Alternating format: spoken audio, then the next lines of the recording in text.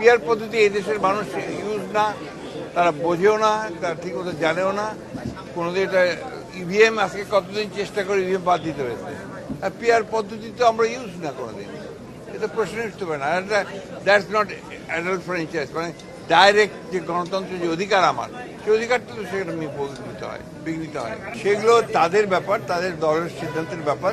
কিন্তু বাংলাদেশের মানুষ এখন নির্বাচন চায়, এবং নির্বাচনই এখন একমাত্র উপায় যে বাংলাদেশকে যে সংকট আছে রাজনৈতিক এবং অর্থনৈতিক, সেই সংকট থেকে উদ্ধার করার একমাত্র পথ হচ্ছে নির্বাচন, এবং সেটা একটা অবাধ সুষ্ঠু নির্বাচন। একটা বিষয় হচ্ছে যে নির্বাচনে যে পিআর নিয়ে কথা বলছে, হতে দিবে না, সব মিলে এটাকে বিএনপির তরফ থেকে কিভাবে দেখছেন? এটা কি আসলে কোনো রাজনৈতিক ষড়যন্ত্র কিনা, বা সেটাকে? আমি তো সেটা আপনাকে আগেও বলেছি যে এটা আমরা বিশ্বাস করি যে আপনার পিয়ার পদ্ধতিতে জনগণের যে অধিকার সেটা পুরোপুরিভাবে আপনার প্রয়োগ করা হবে না, এবং সে বুঝবেও না যে সে কাকে আপনার ভোট দিচ্ছে না দিচ্ছে।